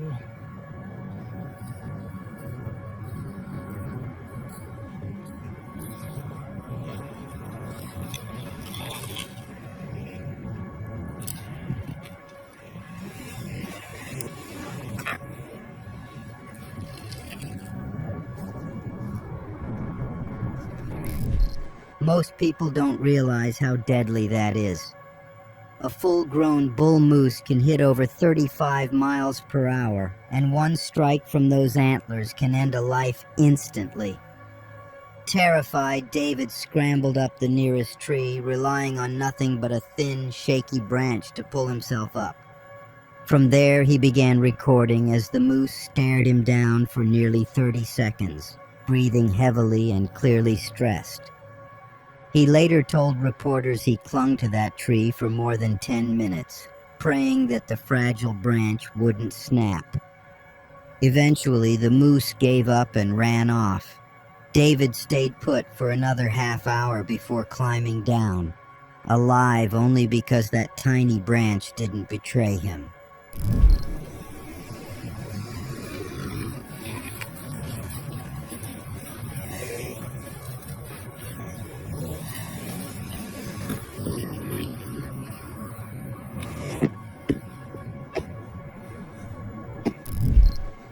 And honestly, the only thing scarier than that moose is how close he came to becoming a headline. 7. In the next clip, dashcam footage was recorded in the early hours of May 2nd, 2023, in Browns Plains, Australia. At first, everything looks normal, but barely 10 seconds in, things take a disturbing turn. A woman suddenly steps into the road and practically throws herself at the passing car.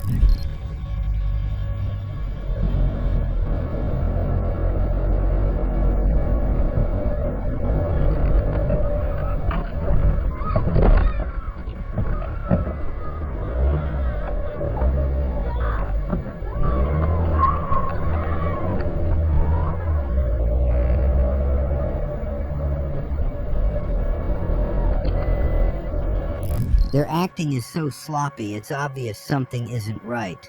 Thankfully, the driver doesn't fall for it. He speeds away before they can box him in. Initially, he thought it was just an attempted insurance scam, but he later reported that several other men emerged from the shadows and sprinted toward the vehicle. That's when he realized this wasn't a scam, it was likely a carjacking or something far worse. Police launched an investigation, but the group was never found. And honestly, the driver's quick instincts might be the only reason this didn't turn into a completely different kind of story. 8. And the next incident takes us back to the Rampart Range. Part of Colorado's Rocky Mountain Front Range is a sprawling stretch of public land inside Pike National Forest. In summer, the place is alive with bikers, hikers, and campers exploring its massive trail network. It should be a paradise, but in recent years, something far darker has been happening there. Multiple riders have reported wires deliberately strung between trees at head height, a setup that can maim or kill anyone riding through at full speed. Back in 2017, 2 motorbike riders uploaded footage of their own near-fatal encounter with a wire stretched across the trail. They survived only because they noticed it at the last second. Wires placed off-trail can sometimes be explained away, maybe a camper using them to hang gear. But wires placed directly across a riding path at neck height. There's only one intention behind that: to hurt someone. Whether it's anger at the noise, territorial frustration, or something much more malicious, the result is the same. And tragically, these traps aren't rare. Stories of bikers, ATV riders, and even snowmobilers being seriously injured. Hopefully, stronger safety measures and more awareness can prevent more lives from being ruined by something this senseless and cruel.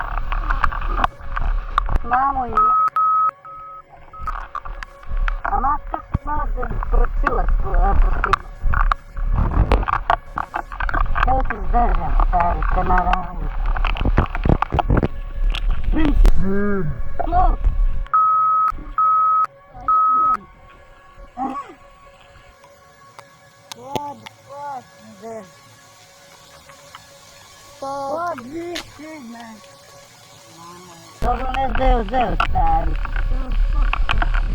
A misliš da bi to svijetu pustio? Najbolj to nije ilegalno, a ne, pač nekoga treba će biti. Sam pač na nek čudan način, a ne. Najbolj da bi pustio da me vezal, stari. To se pa kar nam zgodilo, ne moram ga reći. To, Da, ma to ti drio bomo mi s tem besel, ne dela, neki bi naredil, Mlade, spate. ama da je nek kamer, da zjebem to drevo, Da, to so značke. Malo se rakedo, milijon je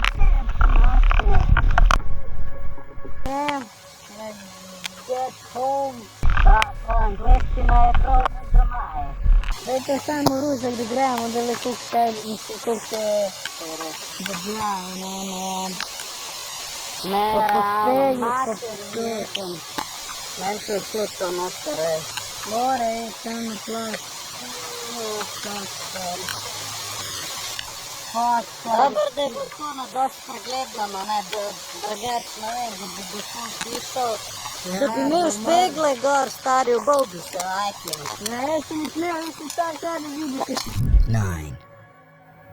The next incident occurred in February 2018. Writer Greg Harris was filming his trail run with a GoPro when something far more disturbing interrupted his otherwise normal ATV ride.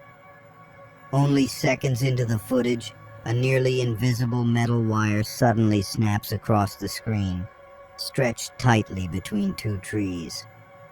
The wire slams into his helmet and halts him instantly. Had it been even a little lower, it would have hit his neck and likely killed him. Greg later explained that his slower speed and the angle of impact caused the wire to break, saving his life by inches.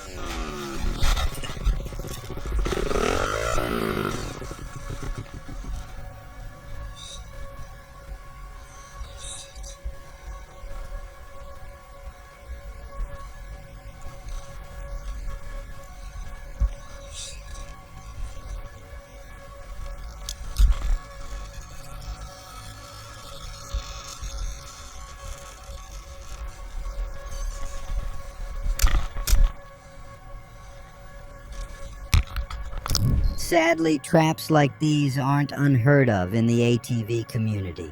Some are set by people angry about riders using nearby land, others by individuals who genuinely intend harm. Whoever set this one remains unknown. Greg escaped with minor injuries, and honestly, just watching it makes me realize how one split second can be the difference between a close call and a tragedy. 10. The next incident starts with a man leaving a friend's house in Keller, Texas, realizing almost immediately that a suspicious car was trailing him. At first, he tried to test them. He faked taking the highway, switched to the service road last second, but the car still tracked him. When he reached the next overpass, they were already waiting at the light, confirming it wasn't a coincidence. But as he slows down, the car cuts in front of him, and the passenger jumps out, circling toward him aggressively until he sees an officer outside a grocery store.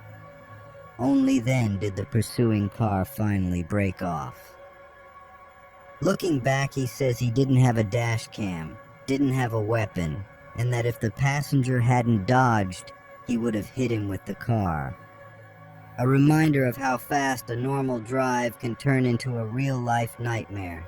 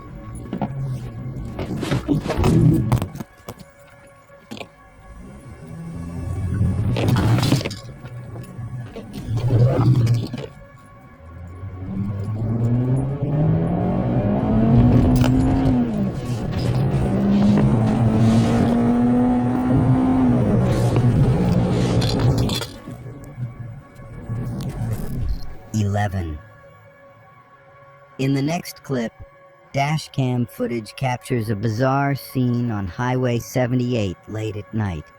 A completely random roadblock set up right in the middle of the road.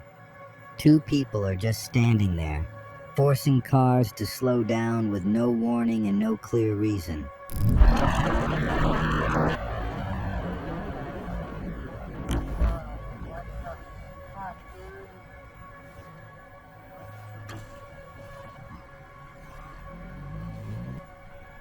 What's going on? Can I help you with something?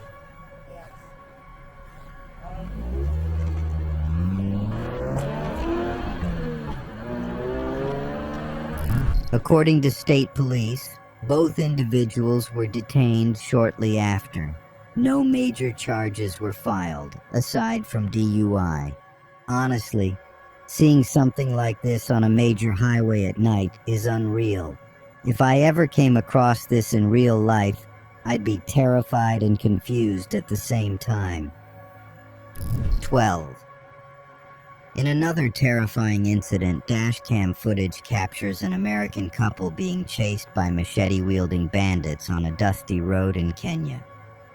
Bryant and Lauren Swenson, who had moved to Nairobi with their 3 kids to open a CrossFit gym, were driving near Mai Mahiu when 3 masked men suddenly charged at their vehicle. Moments earlier, they'd noticed a white van the attackers were likely trying to rob. Bryant later explained that one of the men even had a gun, but struggled to pull it from his waistband. Bryant had to slam the car into reverse just long enough to roll up his window, then switch back into drive and floor it. Honestly, I can't stop thinking how close they came to real danger. I don't like that.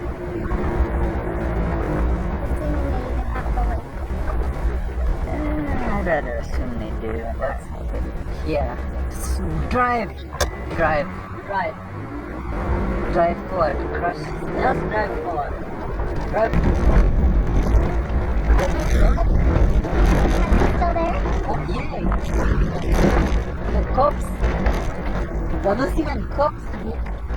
Dang. Woo. Oh, gunshots. No, there are any after them. Yeah. Dang. 13. In a similar case, a car was stopped mid-road by 2 masked men armed with a gun. As the driver tried to reverse, the attackers lunged toward the vehicle, but through quick thinking and nerves of steel, he managed to drive past them safely. Honestly, just thinking about being in that situation makes my heart race. I don't know if I'd have the courage to stay calm and act so fast.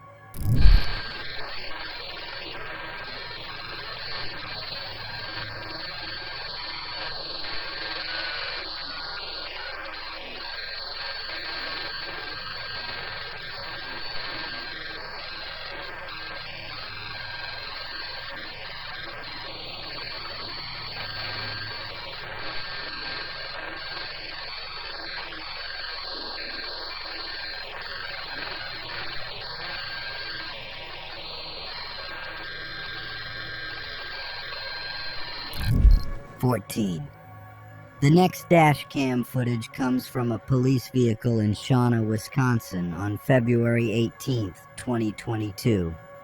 While patrolling the highway, the officer suddenly encountered a massive pileup caused by icy road conditions. Despite his best efforts, his car slid and crashed, and vehicles behind him began colliding with his police cruiser.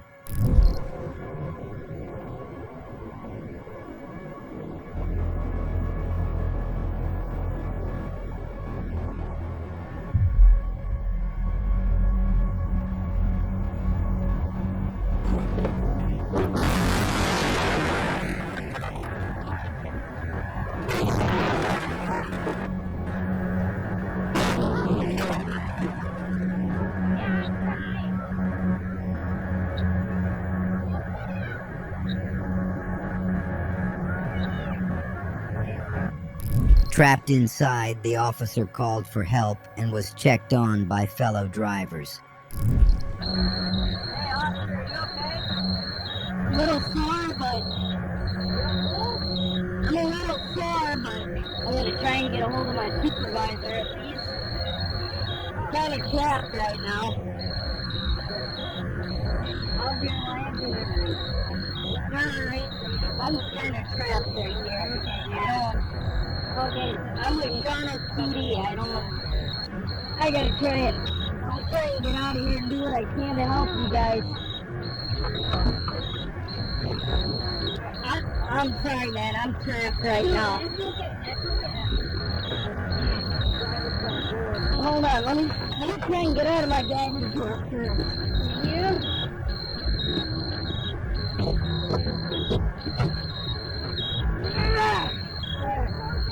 Can you, Nope, we got it open. You got it open? After a tense 6 minutes, he managed to free himself and immediately began assisting others caught in the chaos. The pileup involved 39 vehicles and left 10 people injured. Honestly, just watching this makes me shiver. Being trapped like that while cars slam into you is a nightmare scenario I wouldn't wish on anyone. 15. A YouTuber uploaded a chilling video capturing strange, loud, and terrifying screams echoing from deep in the woods around 3 a.m. He was completely alone in the middle of nowhere when the sounds started making strange noises.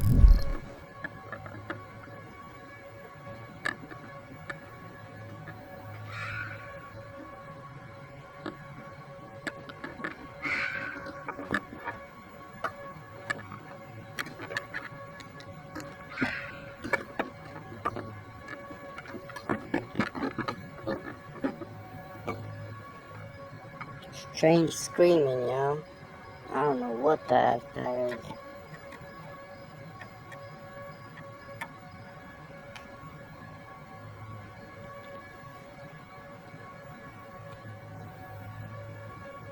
That scared the shit out of me, man. Listen.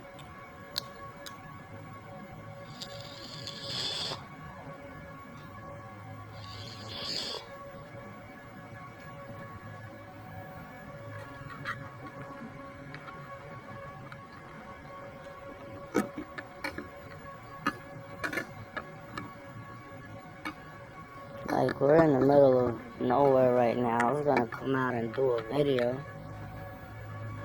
Then I heard that shit.